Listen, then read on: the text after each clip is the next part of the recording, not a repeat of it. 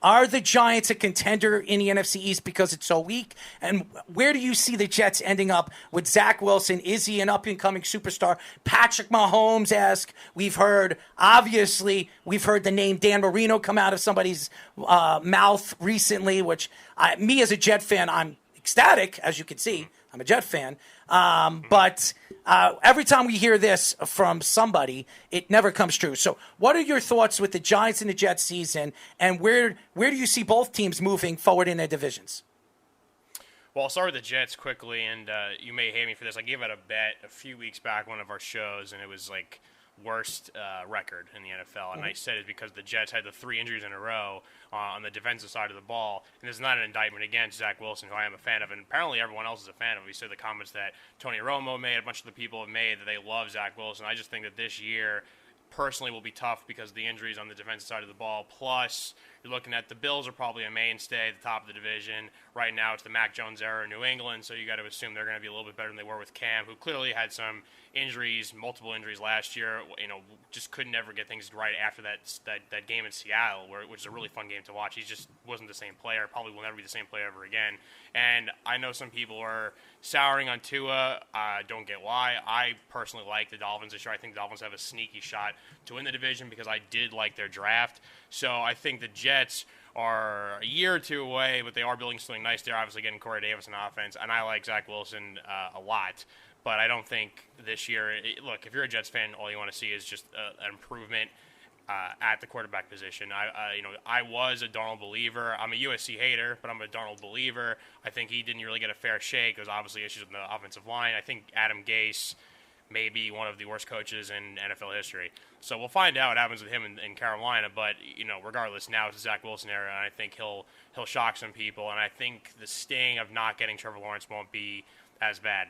Now, the Giants side of things, look, the division's not very good. I think you could discount the Eagles right away. Jalen Hurts and the guys they have in the right, just a mishmash of players. The offensive line's not going to be as good as it was in years past. I think with WFT here, Fitzpatrick is a guy that I don't believe in. You could write the book on him right now. He'll have a couple games with 3-4 interceptions. People will get tired of him. They'll bench him, and the backup will come in. He won't play that great, and then there'll be like a primetime game, one of those like late afternoon Fox games. He'll come in and he'll win the game, and he'll have a funny interview, and everyone's like, "Oh, we love Fitzpatrick." It's like, "Oh, it's Fitzmagic again."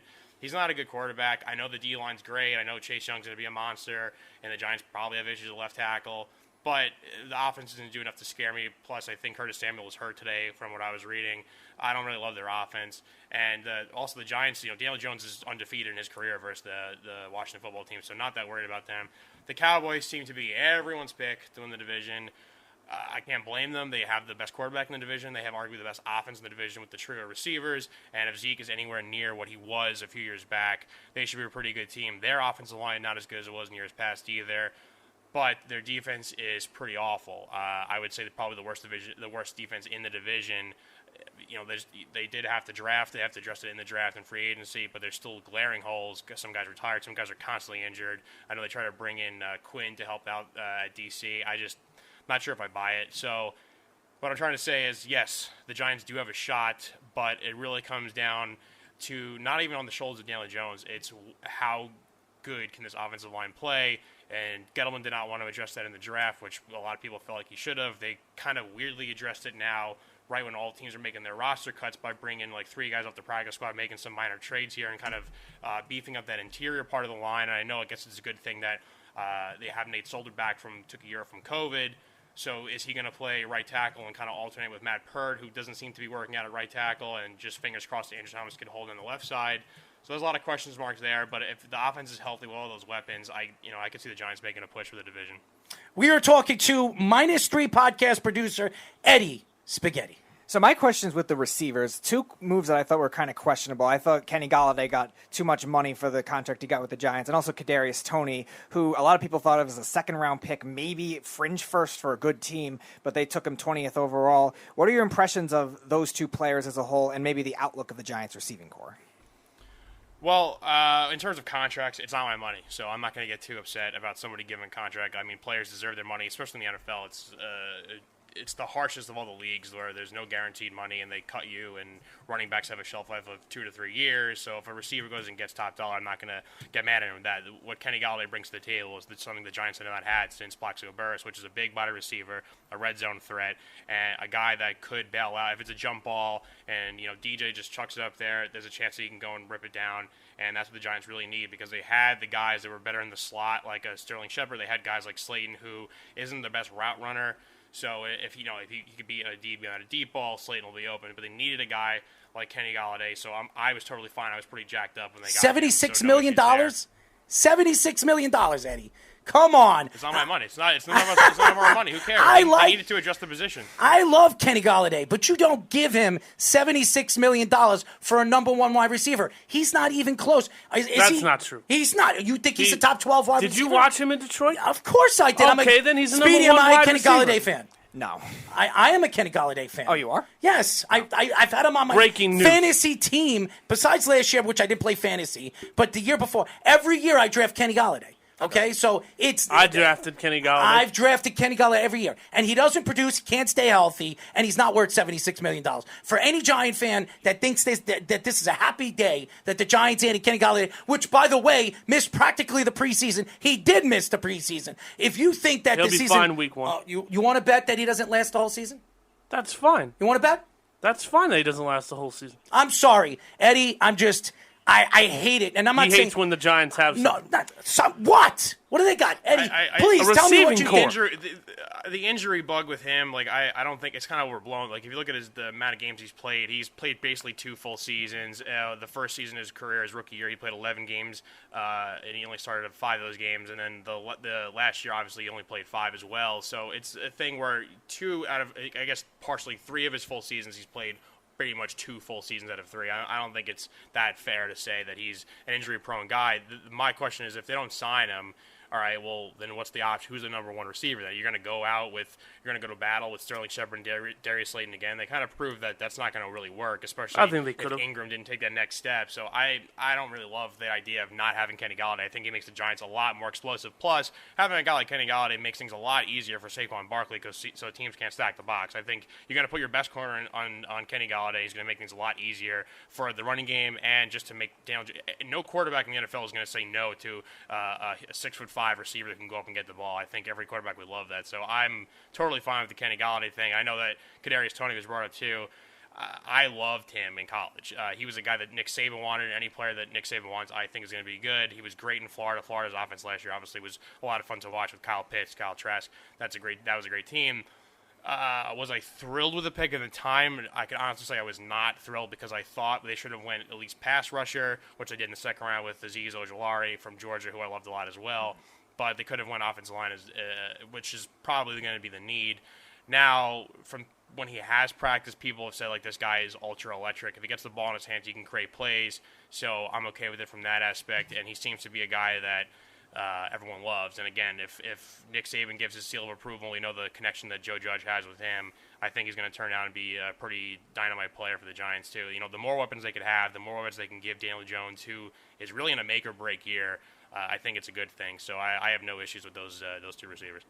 Now, you brought up somebody very interesting, and you said the season of the Giants isn't based on the shoulders of Daniel Jones.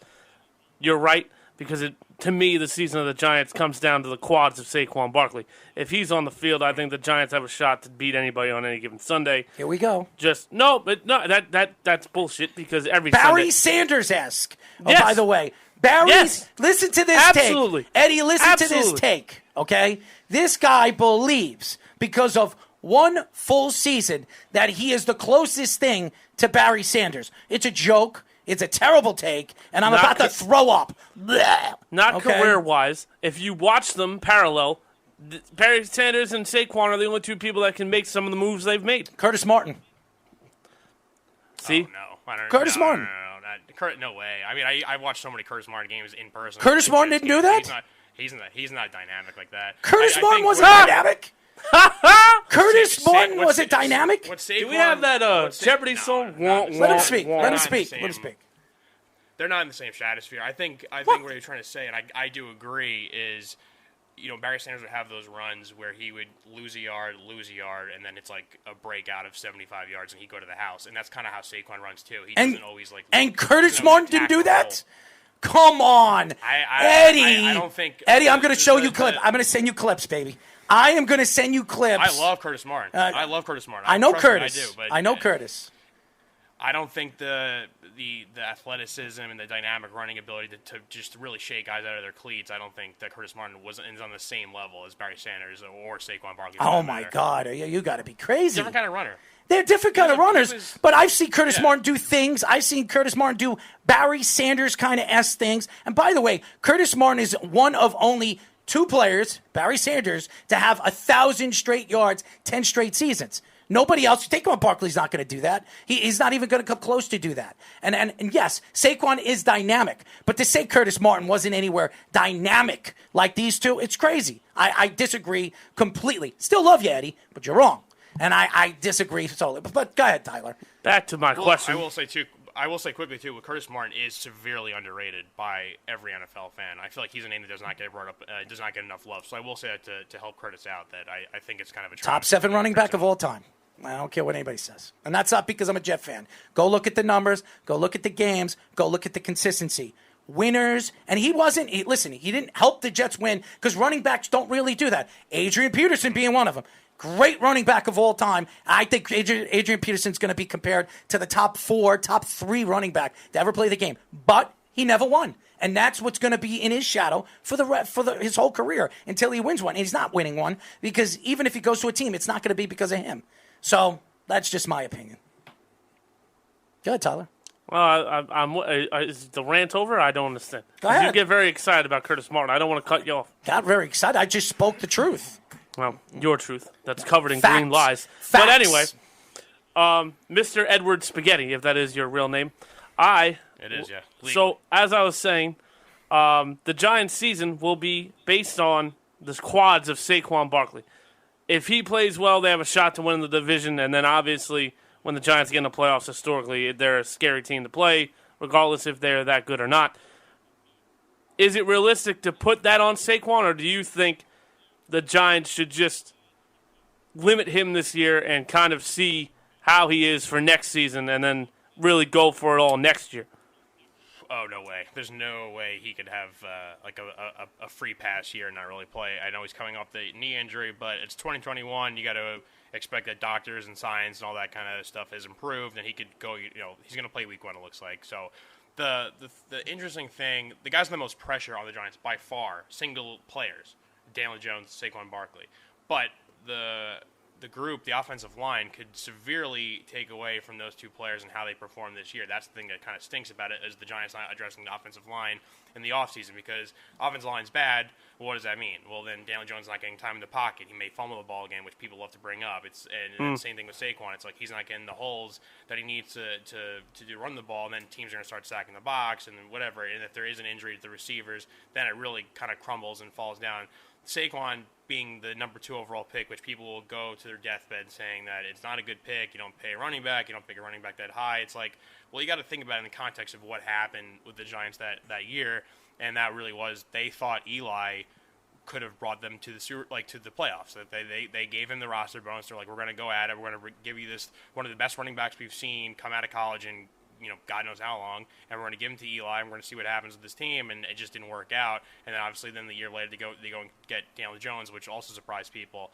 So in terms of pressure and the team relying on him, I would probably still put Jones number 1, because if he doesn't perform well this year, he's gone, and that's really unfair because you got to look at him too. It's a COVID offseason last year, 2 coaching changes, didn't have Saquon last year, didn't have the weapons he has this year now with adding Kyle Rudolph, who's going to help out a lot in a lot of ways, and then Tony, John Ross when he gets healthy, and Kenny Golladay.